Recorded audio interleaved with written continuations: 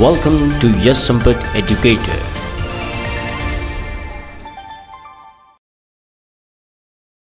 नमस्कार दोस्तों, welcome to Yash Sampat educator. जो आज की जो डेट है वो है 19 अक्टूबर 2022 और आज के वीडियो में हम लोग हिंदू न्यूज़पेपर को एनालिसिस करेंगे।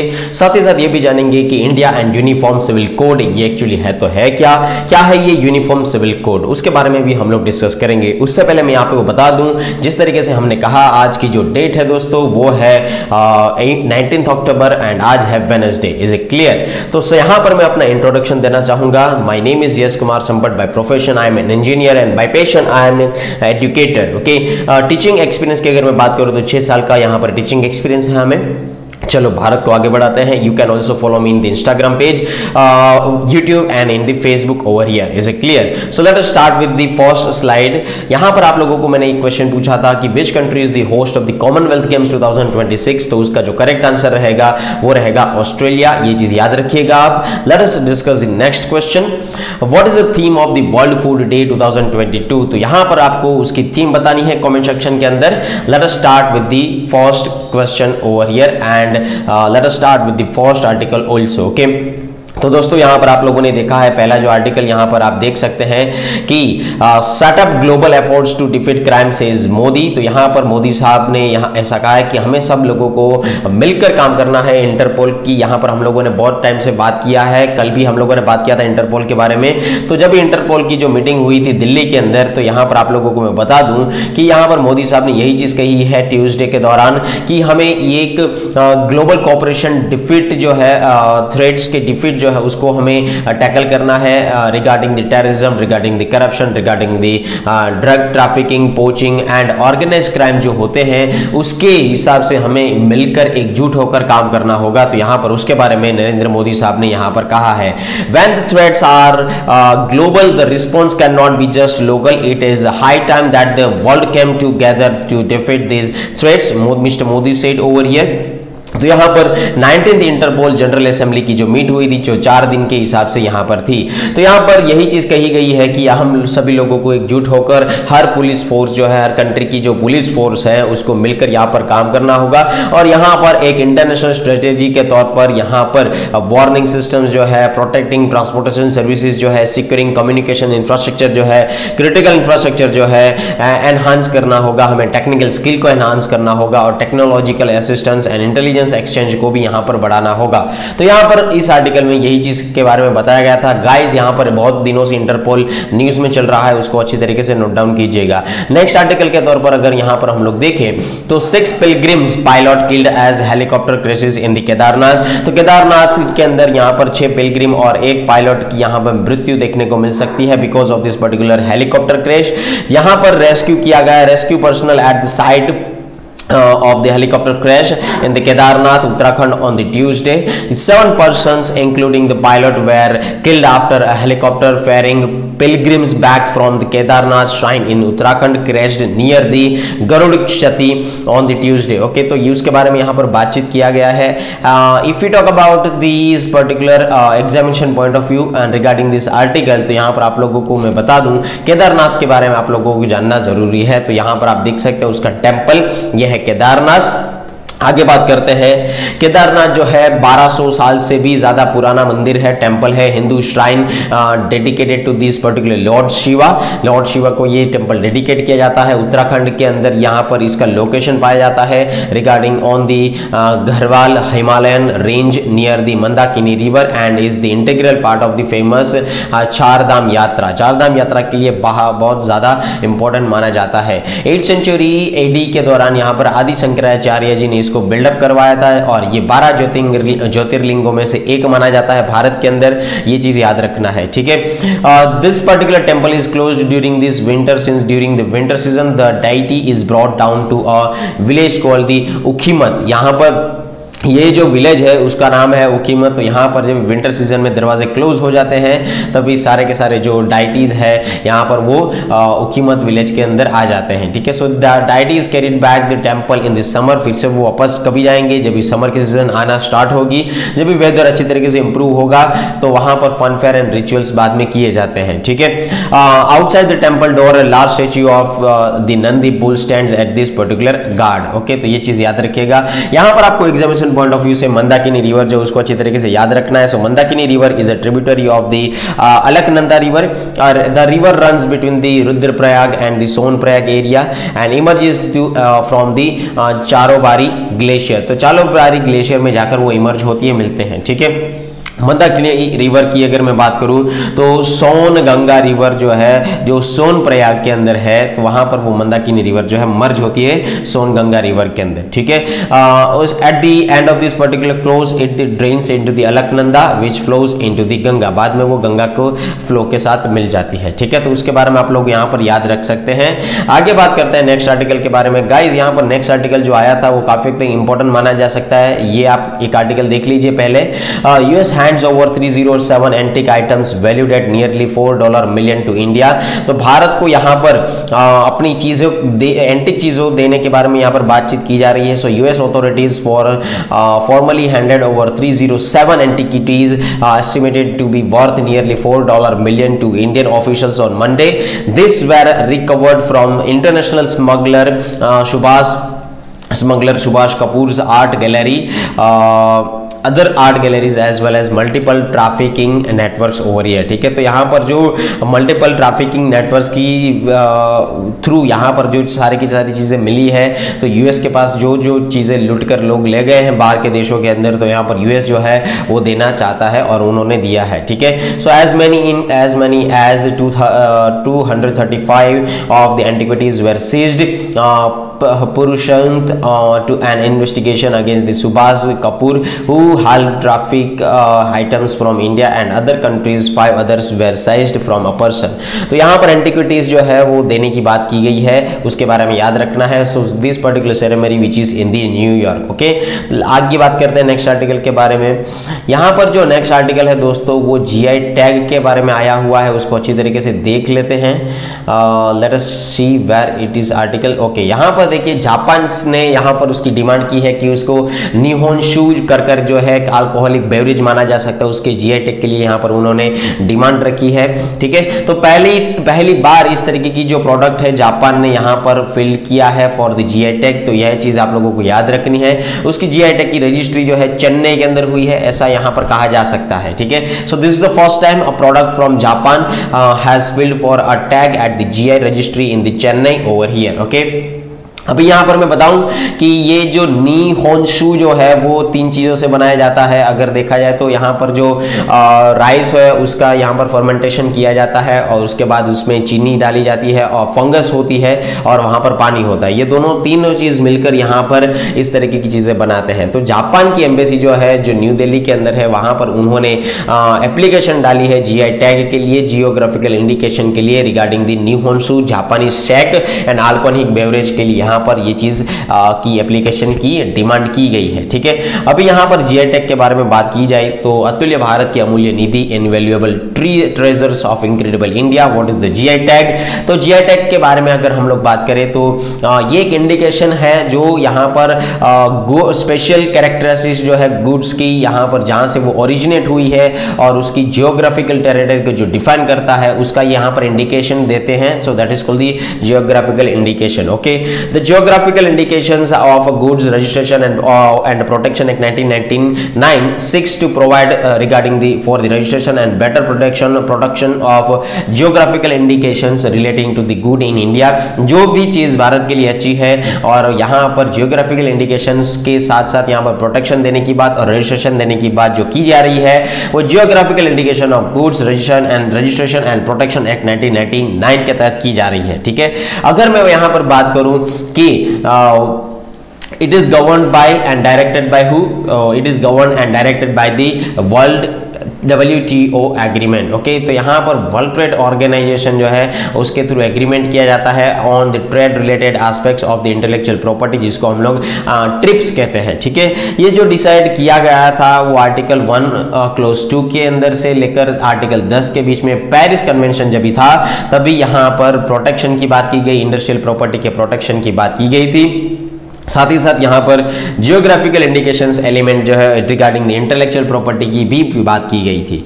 यहाँ पर अगर मैं प्राइमरीली बात करूँ तो यहाँ पर एग्रीकल्चर, नेचुरल एंड और मैन्युफैक्चर प्रोडक्ट जो है, जो हैंडीक्राफ्ट और इंडस्ट्रियल गुड्स के तौर पर सामने आती है, यहाँ पर उसकी बात की जा रही है। यहाँ पर 10 साल के तक आपको ये जो टाइम पीरियड है या GI टैग जो है वो वैलिड होता है, उसके बाद आप रिन्यू कर सकते हैं। तो ऑलमोस्ट 10 साल के आपके पास पीरियड होता है GI टैग को यूज करने का। ठीक है, यहाँ पर भी मैंने कहा है कि इसका सिग्निफिकेंस है तो है क्या, तो यहाँ पर अगर इस प्रोडक्ट को एक बार GI टैग मिल जाता है तो कोई भी पर्सन या कोई भी कंपनी, ठीक है, इस चीज को सिमिलरली अपने नाम से भी बेच नहीं सकती है। GI registration of this particular product यहाँ पर आपको एक लीगल प्रोटेक्शन प्रोवाइड करता है। साथ ही साथ यहाँ पर जो अनऑथोराइज्ड जो यूज होता है उसके अगेंस्ट में प्रिवेंट भी करता है। ठीक है, GI टैग आपको यहाँ पर एक्सपोर्ट को प्रमोट करने के लिए भी मदद करता है, हेल्प करता है, ये चीज यहाँ पर आप याद रख सकते हैं। साथ ही साथ it also provides the comfort to customers about the authenticity of this particular product. तो ऑथेंटिसिटी जो है कस्टमर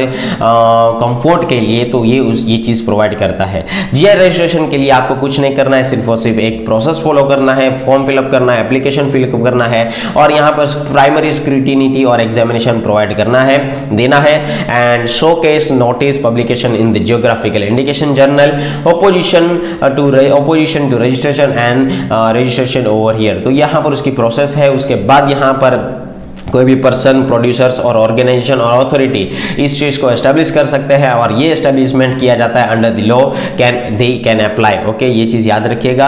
एप्लीकेंट यहाँ पर हमेशा ये चीज भी याद रखिए कि the applicant must represent the interest of the producers. ठीक है, एप्लीकेंट जो है वो प्रोड्यूसर के अंदर यहाँ पर इंटरेस्ट दिखा सके या उसका रिप्रेजेंटेशन कर सके, ये चीज यहाँ पर समझना है। ठीक है, GI टैग प्रोडक्ट्स की अगर मैं बारे में बात करूँ तो यहाँ पर बहुत सारे से फेमस गुड्स है जिसको यहाँ पर टैग मिला है, जिसके अंदर बासमती राइस, दार्जिलिंग टी है, चंदेरी फैब्रिक है, Mysore silk, Kullu shawl, Kangra tea, Thanjavur paintings, Allahabad शूरखा, Farrukhabad prints, Lucknow zardozi, Kashmiri saffron and Kashmir walnut wood carving. तो इन सभी चीज़ों को यहाँ पर GI टैग प्रोडक्ट्स जो है वो कही जा सकती है और उसको GI टैग मिला है। ठीक है, आगे बात करते हैं कि यहाँ पर ये जो है जियोग्राफिकल इंडिकेशन है कब तक के लिए इसका रजिस्ट्रेशन वैलिड गिना जा सकता है। तो जैसे मैंने कहा कि अप टू 10 इयर्स पीरियड के लिए यहाँ पर जियोग्राफिकल इंडिकेशन जो है रजिस्ट्रेशन वैलिड गिना जा सकता है। It can be renewed from time to time for further period of 10 years each. Okay,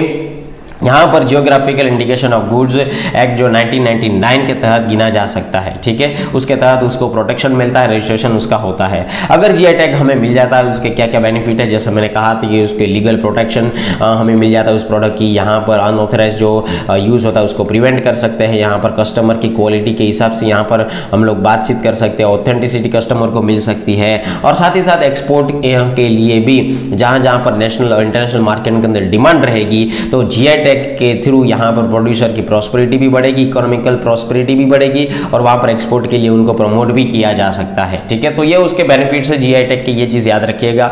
आगे बात करते हैं नेक्स्ट आर्टिकल के ऊपर। यहाँ पर ये आर्टिकल काफी इंपॉर्टेंट माना जा सकता है। उससे पहले मैं एक चीज बता दूं कि यहाँ पर केरला केस आया था जिसके अंदर 3 लोगों को अरेस्ट किया गया था। ठीक है, सो हाईकोर्ट ने यहाँ पर ऐसा कहा है कि केरला गवर्नमेंट को इस तरीके की चीज़ें कही है कि move to enact law against the superstitions. ठीक है, तो यहाँ पर जो लॉ लाना चाहिए, सुपरस्टिशियंस एक्टिविटीज़ जो होती है जहाँ पर एक कपल जो है ढोंगी बाबा के चक्कर के अंदर फंस गए थे और उसके बाद वहाँ पर उन्होंने क्राइम किया था, तो इस तरीके की चीज़ें जो है तो यहाँ पर केरला को कहा गया है, हाईकोर्ट ने यहाँ पर केरला गवर्नमेंट को कहा है कि भाई अभी कुछ लॉ लेके आना पड़ेगा, इन एक्ट लाना होगा इसके रिगार्डिंग। ठीक है, तो उसके बारे में यहाँ इस आर्टिकल में बातचीत किया गया है। नेक्स्ट आर्टिकल की ओर बढ़ते हैं अगर हम, तो यहाँ पर ये आर्टिकल इतना इम्पोर्टेंट नहीं है पर आप लोग याद रख सकते हैं कि GS पेपर नंबर 3 एनवायरमेंट्स आप उसको रिलेट भी कर सकते हैं, जहाँ पर 6 स्पाइडर स्पीसीज जो है वो पूरे कंट्री में से डिस्कवर किया गया है, जिसके अंदर आती है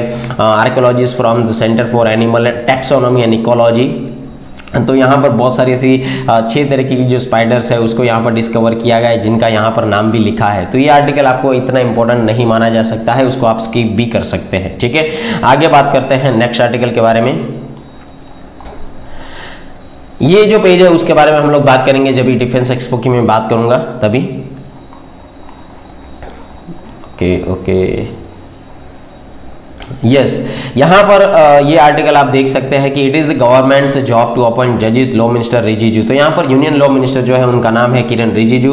उन्होंने कहा है कि now ever in the world accept India is there practice that जजेस अपॉइंट देयर ब्रदर्स एज जजेस। Okay, people can see politics among leaders but they do not know the politics going on inside the judiciary. तो यहाँ पर दोस्तों मैं आपको पहले बता दूं कि एक दो लेजिस्लेटिव पोर्शन होता है, दूसरा एक लेजिस्लेटिव पोर्शन जो है जहां पर आपके जो लॉज है, लॉज बनते हैं। ठीक है, to make the laws parliament के अंदर। ठीक है, टू मेक दी लॉ। अभी ये लॉ सही तरीके से हुए हैं कि नहीं वो चेक करता है judiciary, to check the law. ठीक है, और यहां पर जो है जो एग्जीक्यूटिव बॉडी है वो क्या करता है, टू इम्प्लीमेंट द लॉ।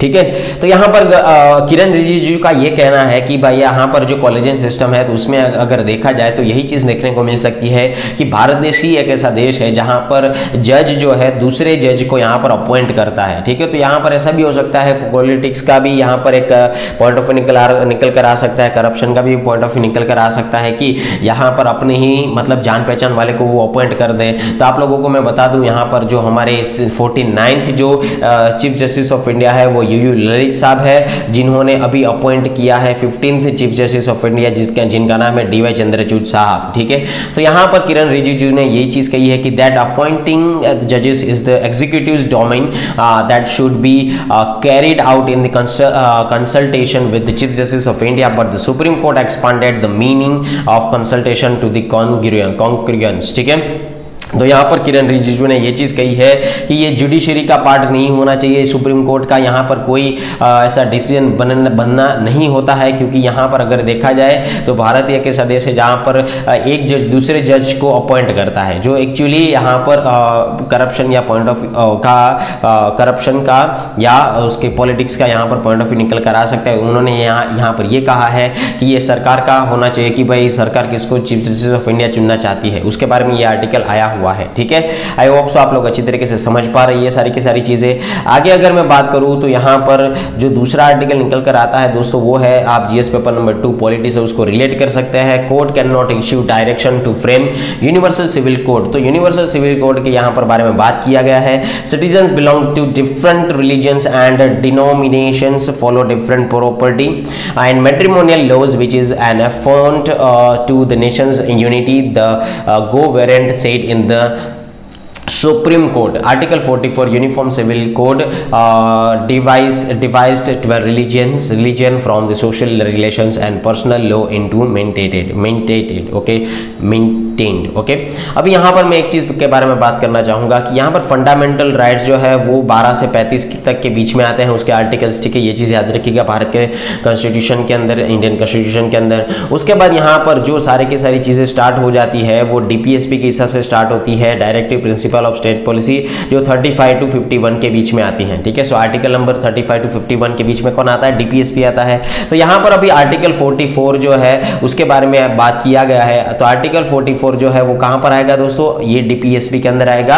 और डीपीएसपी यानी कि directive principle of state policy. तो directive principle of state policy की जो राइट्स है वो एनफोर्स नहीं किए गए हैं। अगर आपका कोई भी फंडामेंटल राइट वायलेट होता है जो डीपीएसपी के थ्रू कहा जाता है तो यहां पर आप कोर्ट का दरवाजा खटखटा नहीं सकते, क्योंकि that is not enforce by the court. Okay, पर अगर ये आपके फंडामेंटल राइट जो है उसका अगर वायोलेशन होता है तो यहां पर आप कोर्ट का दरवाजा खटखटा सकते हैं। पर यहां पर एक चीज है कि नेशनल इमरजेंसी नहीं होनी चाहिए, क्योंकि इमरजेंसी के अंदर आपके फंडामेंटल राइट जो है वो सस्पेंड किए जाते हैं। ये चीज यहां पर आप लोगों को समझना है। आगे बात करते हैं कि एक्चुअली यूनिफॉर्म सिविल कोड है तो है क्या। ठीक है, ये चीज आप लोग आई होप सो समझ चुके होंगे। तो यहां पर अगर देखा जाए तो हिंदू कम्युनिटी के अंदर, मुस्लिम कम्युनिटी के अंदर, क्रिश्चियन कम्युनिटी के अंदर या कोई भी कम्युनिटी ले ली, भारत जो है उसके अंदर बहुत ज़्यादा कल्चर है, बहुत ज़्यादा भाषाएं हैं, फिर भी एकजुट होकर रहते हैं। ठीक है, यहाँ पर ये चीज़ समझना है। पर यहाँ पर बहुत सारी कम्युनिटीज़ है, उसके कुछ मैट्रिमोनियल और डाइवोर्सेस के लॉज है, ये चीज़ भी आपको पता होना चाहिए कि यहाँ पर हिंदूज़ के लिए हिंदू लॉ है, मुस्लिम भाइयों के लिए मुस्लिम लॉ है। ठीक है, तो उसके हिसाब से यहाँ पर ये जो चीज़ें चलती है कि जो मैट्रिमोनियल एस्पेक्ट्स है या तो डाइवोर्स का जो एस्पेक्ट है वो अपने अपने पर्सनल इंडिविजुअल लॉ के हिसाब से चलते हैं, तो यहाँ पर जस्टिस मिलने के अंदर यहाँ पर देर ही हो जाती है और ये टाइम कंज्यूमिंग भी है, ये चीज यहां पर कही गई है। ठीक है, तो यहां पर कहा गया है एज पर आर्टिकल नंबर 44 के थ्रू कि यहां पर जो है हम लोग एक यूनिफॉर्म लॉ लेके आए, यूनिफॉर्म एक लॉ लेके आया है कि यहाँ पर कोई भी कम्युनिटी और कास्ट क्रीड का हो तो यहाँ पर उस लॉ को हिसाब से, उस लॉ के हिसाब से सारी की सारी प्रोसीजर आगे बढ़े तो यहाँ पर जस्टिस मिलने में देरी ना हो पाए। ठीक है, so that is called uniform law. Okay, उसके बारे में यहाँ पर बातचीत किया गया है। तो यही है यूनिफॉर्म सिविल कोड। आइए देखते हैं आगे हम लोग बातचीत करेंगे कि आर्टिकल 44 जो है यूनिफॉर्म सिविल कोड के बारे में बात करता है और वो एक्चुअली है तो है क्या। ठीक है, तो यहाँ पर यूनिफॉर्म सिविल कोड जो है वो एक्चुअली एंटायर कंट्री को यहाँ पर एक वन लॉ के तौर पर सारी चीजें प्रोवाइड करता है, so that applicable to all religious communities जो कि जिनकी पर्सनल मैटर्स है जैसे कि मैरिज, डाइवोर्स, इनहेरिटेंस और एडॉप्शन जो है उसमें यहाँ पर एक यूनिफॉर्म सिविल कोड जो है उसके लॉ एक वन लॉ के हिसाब से सारी की सारी चीजें हो, तो यही चीज कहता है यूनिफॉर्म सिविल कोड। यहाँ पर आर्टिकल नंबर 44 जो कॉन्स्टिट्यूशन के साथ ये सारी की सारी चीजें बताता है वो यूनिफॉर्म सिविल कोड को ये आर्टिकल नंबर 44 को सिक्योर करने वाला यूनिफॉर्म सिविल कोड माना जा सकता है जो हमारी with in the territory of India के अंदर लग सकता है। आर्टिकल नंबर 44 की अगर मैं बात करूं तो ये डीपीएसपी के अंदर आता है, so that is one of the part of the directive principle of state policy. DPSP as defined in article number 37 are not justiciable, क्योंकि यहाँ पर उसके जो राइट है जैसे मैंने कहा कि उसके फंडामेंटल राइट जो है डीपीएसपी के वो एनफोर्स नहीं किए गए हैं कोर्ट के थ्रू, तो यहाँ पर उसकी जो प्रिंसिपल्स है, ठीक है, ये फंडामेंटली गवर्नेंस के तौर पर सामने निकल कर आते हैं। ये चीज आप लोगों को यहाँ पर समझनी है। ठीक है, यूनिफॉर्म सिविल कोड का यहाँ पर भारत के अंदर का स्टेटस है तो क्या है, so Indian contract act 1872 that is called the civil procedure code. Indian laws to follow a uniform code is most civil matters over here. Evidence Act 1872 के हिसाब से यहाँ पर एक पार्टनरशिप एक्ट है 1932 के हिसाब से, और यहाँ पर transfer of property act of 1882 के हिसाब से यूनिफॉर्म सिविल कोड जो है भारत के अंदर यहाँ पर सामने निकल कर आ सकता है। ठीक है, दूसरी चीज यहाँ पर अगर मैं बताऊँ तो यूनिफॉर्म मोटर व्हीकल्स एक्ट 2019 भी यहाँ पर several states refuses this particular governed by the uniform motor vehicles act 2019। तो ये चीज़ आप लोगों को यहाँ पर समझना है। आगे बात करते हैं उसका बैकग्राउंड क्या है, तो यहाँ पर उसके बैकग्राउंड के अंदर ये ब्रिटिश रूल से ये लेकर ये कमेटी बिठाई गई थी, BN राव कमेटी जो कोडिफाई किया उन्होंने हिंदू लॉ 1941 के तहत। उसके बाद यहाँ पर शाह बानू केस जो है 1985 के अंदर यहाँ पर उसके जजमेंट जो है काफ़ी हद तक वेल नोन माना जा सकता है। ट्रिपल तलाक जो है ये सरला मुदगल केस जो है ये सारे के सारे उसके बैकग्राउंड के अंदर आ सकते हैं। ठीक है, उसके बाद अगर मैं यहाँ पर उसके इम्प्लीकेशंस के बारे में बात करूँ, uniform civil code on personal law जिसके अंदर protection to vulnerable section of the society, तो यहाँ पर यूनिफॉर्म सिविल कोड का एम दोस्तों यही है कि यहाँ पर वेल्युनरेबल सेक्शंस को यहाँ पर प्रोटेक्शन प्रोवाइड किया जाए, जो डॉक्टर भीमराव अंबेडकर साहब के थ्रू ये इसको इंक्लूड किया गया था। एंड डॉक्टर भीमराव अंबेडकर साहब ने यहाँ पर वुमेन्स, रिलीजियस माइनॉरिटीज को इंक्लूड किया है, ये चीज़ यहाँ पर आप लोगों को समझना है। Okay, while also promoting the nationalist favour through the unity, ये चीज़ भी याद रख लीजिए। सिंप्लीफिकेशन ऑफ द लॉ, ये एक सिंप्लीफाई होना चाहिए, कॉम्प्लेक्स नहीं होना चाहिए। Adhering to ideal of secularism, secularism उसका एक मेन ऑब्जेक्टिव यही है कि यहाँ पर प्रीएम्बल में ये चीज़ कही गई है, and a secular Republic needs a common law for all kind of the particular citizens, जहाँ पर उसके रूल्स डिफ्रेंशिएट ना हो रिलीजियस प्रैक्टिसेस के हिसाब से। ठीक है, जेंडर जस्टिस मिल सके if uniform civil code is enacted, okay, तो all kind of the particular personal laws will case to exist over here. It will do away the gender bias in the existing law. तो ये चीज़ भी आप लोगों को यहाँ पर समझनी है जेंडर जस्टिस के हिसाब से। ओके, आगे बात करते हैं क्या क्या चैलेंजेस हैं, तो कम्युनल पॉलिटिक्स है, कॉन्स्टिट्यूशनल हर्डर है जैसे कि article number 25, okay sorry article number 25 जो है भारत के संविधान के अंदर यहाँ पर ये कहता है कि it that seeks to preserve the freedom and freedom to practice and propagate any religion gets into conflict with the concept of equality in restrained under article 14 of Indian constitution over here. ठीक है, तो उसके बारे में यहाँ पर बातचीत किया गया है। Exception in the central family laws के बारे में यहाँ पर बातचीत की जा रही है कि ये एक चैलेंज हो सकता है, जहां पर गोवा, दमन एंड दीव के अंदर ये थर्ड एक्सेप्शन के तौर पर सामने आता है कि none of this particular acts applies in the Goa, Daman and दी दीव। ठीक है, फोर्थ एक्सेप्शन के तौर पर यहाँ पर आर्टिकल 371A एंड 371G जो कॉन्स्टिट्यूशन के हिसाब से अगर कहें तो यहाँ पर नॉर्थ ईस्टर्न स्टेट्स जिसका नाम है नागालैंड एंड मिजोरम, यहाँ पर ये फोर्थ एक्सेप्शन की कैटेगरी में आते हैं, जहां पर no parliamentary legislation will replace this particular customary law and religion based system for this particular administration over here. Okay, तो यहाँ पर ये सारी की सारी चीजें आप लोगों को समझना है। आगे बात करते हैं कि हम लोग क्या कर सकते हैं, तो हम लोग गवर्नमेंट एंड सोसाइटी के हिसाब से एक बिल्ड ट्रस्ट करें, उसके बारे में हम लोग काम कर सकते हैं। और साथ ही साथ यहाँ पर ये चीज़ एक इम्पोर्टेंटली कही जा सकती है कि हमें सोशल रिफॉर्मर्स के तौर पर काम करना होगा, ना कि रिलीजियस कंजर्वेटिव्स के तौर पर। ठीक है, उसके बाद यहाँ पर हम लोग ये भी कर सकते हैं ओमनीबस अप्रोच जो है हम लोग rather than any omnibus approach the government could bring separate aspects as marriage, adoption, succession and maintenance into the uniform civil code in this kind of the particular states. यहाँ पर pre judiciary's and stereotypes के बारे में भी बात की जा रही है कि यहाँ पर हमने फंडामेंटल राइट जो है उसको भी अच्छी तरीके से समझना होगा। ओके, सो ये सारे के सारे जो कोडिफिकेशंस हैं ये ज़रूरी है ये पर्सनल लॉज के हिसाब से। ठीक है, आइए होप आप लोग ये सारी चीजें अच्छी तरीके से समझ पा रहे हैं। Let us move on the next article. Guys, यहाँ पर जो एक आर्टिकल निकल कर आता है उसके बारे में अगर मैं बात करूँ तो यहाँ पर देखिए GS paper number 2 international relation से आप इसको रिलेट कर सकते हैं। Macron way visit India next year nuclear power of agenda. तो यहाँ पर फ्रेंच प्रेसिडेंट जो है इमैनुअल मैक्रोन, उसकी जो विजिट होगी वो 2023 के आसपास होगी, ये चीज़ याद रखिएगा, जहाँ पर वो न्यूक्लियर पावर के तौर पर काम करेंगे। ज़्यादातर न्यूक्लियर पावर किस तरीके से हम लोग बिल्डअप कर सकते हैं, उससे इलेक्ट्रिसिटी सबसे ज़्यादा जनरेट होगी। तो यहाँ पर NPCIL nuclear power corporation of India limited जो है वो टेक्नो कॉमर्शियल ऑफर जो है वो 6 यूरोपियन प्रेशराइज्ड रिएक्टर जो है वो बिल्डअप करने की बात करते हैं जैतापुर के अंदर। ठीक है, तो उसके बारे में यहाँ पर बात की जा रही है और ये सबसे बड़ा यहाँ पर पावर प्लांट या पावर रिएक्टर रखा जाएगा, जिसका यहाँ पर वैल्यूएशन है 1650 मेगावाट के करीब करीब। यहाँ पर भारत का ऐसा कहा जा सकता है न्यूक्लियर पावर प्लांट जो है जनरेट किया जाएगा, जो ऑलमोस्ट 9900 मेगावाट की कैपेसिटी के साथ यहाँ पर ये डील साइन की जाएगी। ठीक है, तो ये चीज भी आप लोगों को याद रखनी है कि जो ये डील जो है 9900 मेगावाट जो है वो सितंबर 2008 के अंदर फ्रांस के अंदर ये चीज के बारे में साइन किया गया था। पर अभी जो 6 प्रपोज्ड न्यूक्लियर पावर रिएक्टर्स जो है जो कि की कैपेसिटी है 1650 मेगावाट की यहाँ पर कैपेसिटी देखने को मिल सकती है। ठीक है, आई होप सो आप लोग ये सारी की सारी चीजें समझ पा रहे हैं।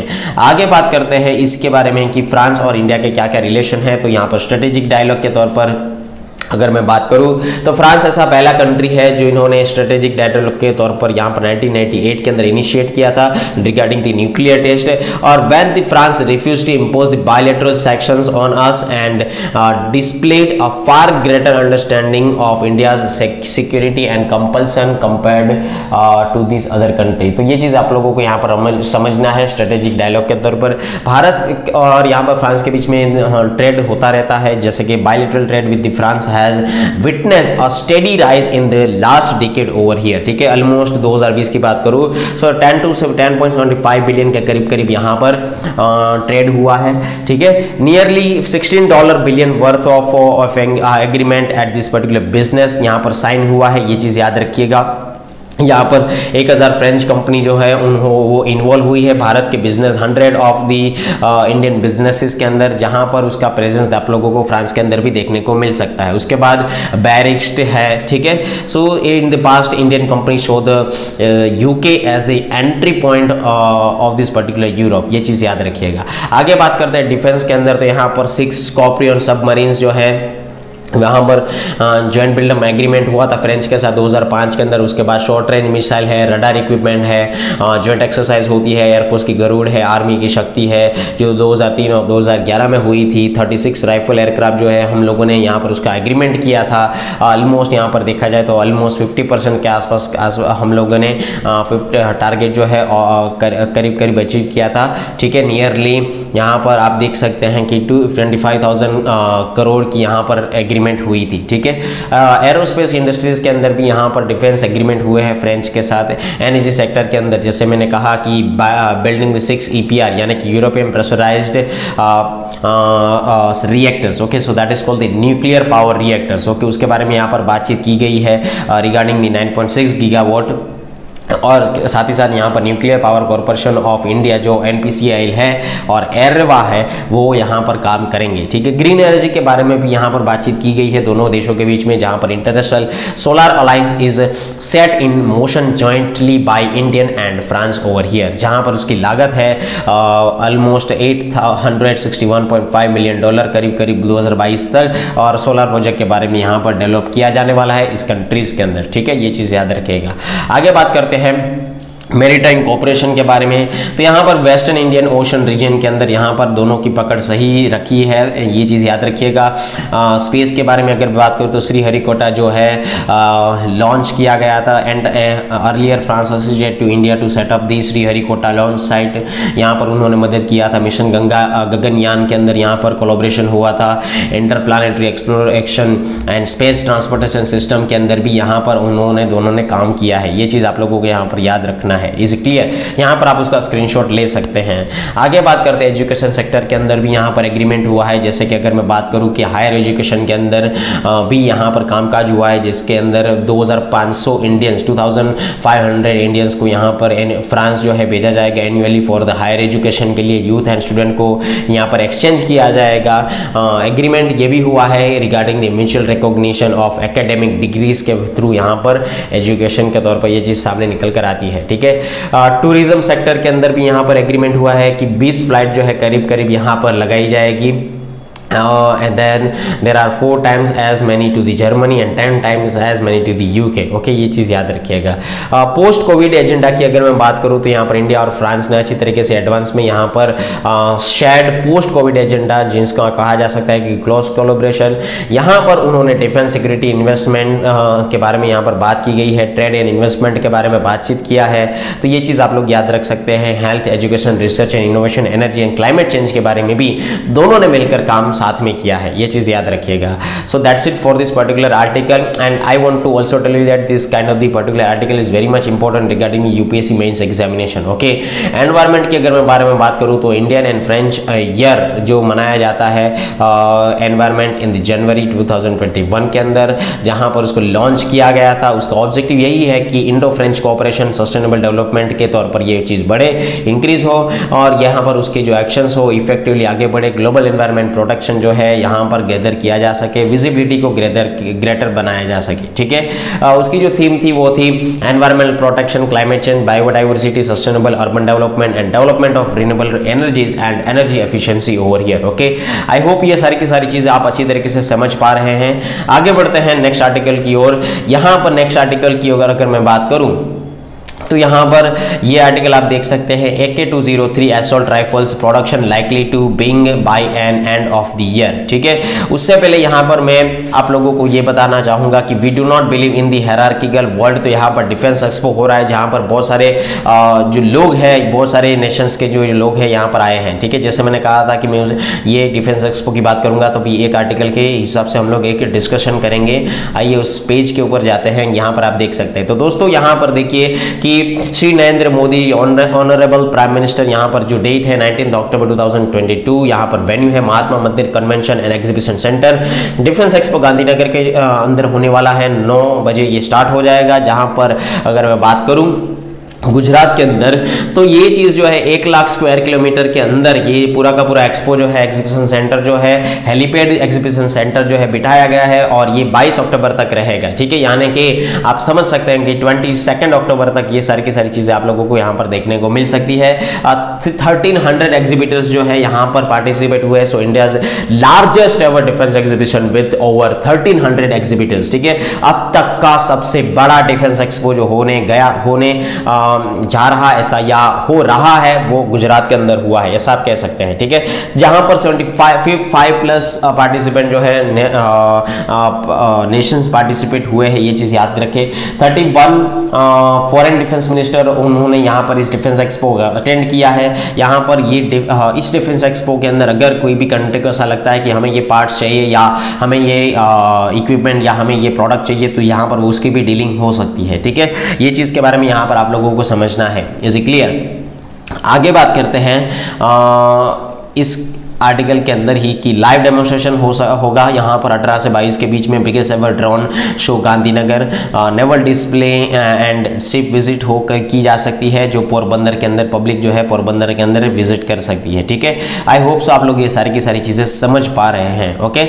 आगे बात करते हैं नेक्स्ट आर्टिकल के बारे में, जहाँ से हम लोग निकल कर आए थे और जहाँ से हम लोग ये आर्टिकलों ने खोजा था, ठीक है। आइए,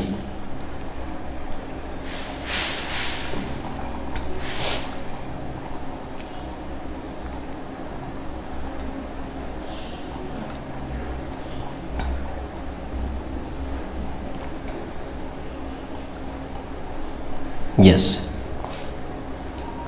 India UK from joint group enhance defence corporation. तो इंडिया और यूके जो है अच्छी तरीके से अपनी जो डिफेंस इंडस्ट्री है उसको बढ़ाने की यहाँ पर बातचीत कर रहे हैं। सो यहाँ पर defence industry organisation from India and UK have decided to create a new defence industry joint working group, जिसको हम लोग JWG कहते हैं। ये चीज़ याद रखिएगा, आगे जाकर ये काफ़ी तक इंपॉर्टेंट होने वाला है, ठीक है। तो यहाँ पर साइड बाय साइड जब भी यहाँ पर डिफेंस एक्सपो चल रहा था गांधीनगर के अंदर, था यहाँ पर JWG की यहाँ पर जॉइंट वर्किंग ग्रुप की इफेक्टिव कॉपरेशन के साथ साथ हाई कमीशन के थ्रू यहाँ पर मीटिंग को यहाँ पर हुई थी। ये चीज़ याद रखिएगा, उस मीटिंग का इनॉग्रेल भी हुआ था, ठीक है। ये चीज़ याद रखिएगा। तो आई होप सो आप लोग ये सारी की सारी चीज़ें समझ पा रहे हैं। यहाँ पर Royal Air Force recently conducted a subject matter expertise exchange with Defence Research and Development Organisation during the visit of the Eurofighter Typhoon Voyager and A400 in New Delhi and also held joint flying exercise over here, ठीक है। तो यहाँ पर UK Indian defence relationship के बारे में बात की जा रही है। आगे जाकर इसका आर्टिकल भी आ सकता है, ये चीज़ याद रखिएगा। अभी बात करते हैं हमारे आर्टिकल के इस आर्टिकल के बारे में, जहां पर अगर मैं बात करूं तो इंडिया और रशिया के जो रिलेशन है काफ़ी हद तक अच्छे रहते हैं। यहाँ पर डिफेंस सेक्टर की अगर मैं बात करूं तो भारत जो है बहुत सारी चीज़ें जो है रशिया से खरीदता है, ठीक है। So India Russian joint venture at the Korwa in the Uttar Pradesh will start manufacturing regarding the AK-203। उसके बारे में यहाँ पर मैन्युफैक्चरिंग स्टार्ट किया जाएगा, ऐसा यहाँ पर कहा गया है। रशियन ऑफिसर्स ने ये चीज़ कही है, ठीक है। So the Korwa ordnance factory जो है ये रेडी है यहाँ पर मैन्युफैक्चरिंग करने के लिए around the Kalashnikov AK-203 assault rifles के लिए, और 2022 तक इसका प्रोडक्शन जो है खत्म हो जाएगा। ये चीज़ यहाँ पर कही गई है, ठीक है। आइए अभी बात करते हैं इंडिया और रशिया के रिलेशनशिप के बारे में। तो इंडिया और रशिया की जो रिलेशनशिप है काफ़ी हद तक से चली आ रही है, उसकी जो डिफेंस टाइज है काफ़ी हद तक से चली आ रही है, ठीक है। ये चीज़ आप लोगों को यहाँ पर समझनी है। India was reliant almost slowly on the British. 1970s की अगर मैं बात करूँ, यहाँ पर USSR जो था पहले एकजुट था, बाद में उसमें से बहुत सारे कंट्रीज निकले। तो यहाँ पर 1970s के दौरान जो भारत जो है इंपोर्ट करता था, कई सारे वेपन जो है USSR से इंपोर्ट करता था, जो कि अब का रशिया है, ठीक है। तो यहाँ पर जो भारत जो है इस countries largest defence importer of this for the decade, ठीक है। तो भारत सबसे ज़्यादा डिफेंस इंपोर्टर के तौर पर सामने आता था ये चीज़ याद रखिएगा। रशिया जो है हमें बहुत सारी सेंसिटिव चीज़ें जो है, बहुत सारी इंपॉर्टेंट प्लेटफॉर्म, वेपन्स प्लेटफॉर्म है, ये प्रोवाइड करते थे। न्यूक्लियर सबमरीन है, एयरक्राफ्ट कैरियर है, टैंक्स है, गन्स है, फाइटर जेट्स है, मिसाइल्स है, ये सारी की सारी चीज़ें जो है टाइम बाय टाइम हमें मिलती रही है रशिया से, ठीक है। ये चीज़ याद रखना है। इंडियन आर्म्ड फोर्सेज के अगर मैं बारे में बात करूँ तो 85% के करीब करीब अगर यहाँ पर सीजेज है जो है वो Russian origin weapons and platform से मिली हुई है, ठीक है। सेकंड लार्जेस्ट आर्म एक्सपोर्टर जो है पूरे वर्ल्ड का, यहाँ पर आप लोग देख सकते हैं, जो यूनाइटेड स्टेट्स के बाद आता है। For Russia India is the largest importer, ये चीज याद रखिएगा। For India, Russia is the largest exporter also over here where it comes regarding the arm transfer. Okay, 2000 और 2020 के करीब करीब यहाँ पर रशिया की अगर मैं बात करूँ तो यहाँ पर भारत की जो आर्म्स इंपोर्ट्स है वो ऑलमोस्ट 66.5% के करीब करीब पहुँच चुके थे। रशिया ने भारत को आर्म्स इंपोर्ट किया, शेयर किया ऑलमोस्ट अबाउट 50% जो 2016 के बीच में से लेकर 2020 के बीच तक, ठीक है। So it stills remain the largest single importer Russia का हम लोग माने जा सकते हैं, ठीक है। आज के उसके आगे मैं अगर बात करूं What can be the impact of the Russia-Ukraine war on the military supplies? तो यहाँ पर जो भी रशिया यूक्रेन की वॉर हुई थी तो जो हमारी S-400 की जो ट्रियम्फ एयर डिफेंस सिस्टम की जो डील हुई थी उसमें थोड़ा बहुत डिले हुआ था। ये जो मिसाइल ये जो राइफल थी AK-203 assault rifle AK-203 assault rifle जो थी उसके अंदर भी थोड़ा बहुत यहाँ पर डिले देखने को मिल रहा था। ये चीज़ आप लोगों को यहाँ पर याद रखनी है regarding this particular 2 major defence deal, ठीक है। उसके बाद सबमरीन डेवलपमेंट के बारे में यहाँ पर बातचीत की गई है। Russia has also pitched to make 6 air independent propulsion AIP powered conventional submarine over here जो navy for the navy and under the P75-1 project के बारे में यहाँ पर बातचीत की जा रही है। साथ ही साथ यहाँ पर जो 2 न्यूक्लियर बैलिस्टिक सबमरीन है जिनका नाम है चक्र 3 एंड चक्र 4, ठीक है, वो एक्सपेक्टेड है कि उसकी डिलीवरी हमें 2025 तक मिल सकती है, ठीक है। आगे बात करते हैं कि अगर कोई आर्टिकल रहा तो आई होप सो आप लोग ये सारे के सारे आर्टिकल अच्छी तरीके से समझ पा रहे हैं। Okay, so that's it for this particular session. I hope you all are enjoy this session and I want to tell you that if you are preparing for the combined defence services, air force common admission test, NDA and Indian navy INET, UPSC civil services examination, air force group X and Y, territorial army, so don't worry, batches launched by the Yes Sampat Educator, and if you also are preparing for the banking examination like the IBPS clerk, IBPS PO, IBPS RRB, SBI clerk, SBI PO, RBI grade B, so don't worry, batches launched by the Yes Sampat Educator. So what are you waiting for, guys? Just call on 9773230619 and you can just follow me in Instagram, in the YouTube and in the Facebook also, and online platform is available over here. Okay, so if you are the new family member of this particular channel, so please subscribe our channel, and if you feel that this session is very much important regarding your examination, so please like the session, share the session with your friends, family members, colleagues and elder and younger brother and sister with also. Okay, so मिलते हैं next lecture के दौरान, तब तक के लिए जय हिंद, जय भारत, बाय बाय।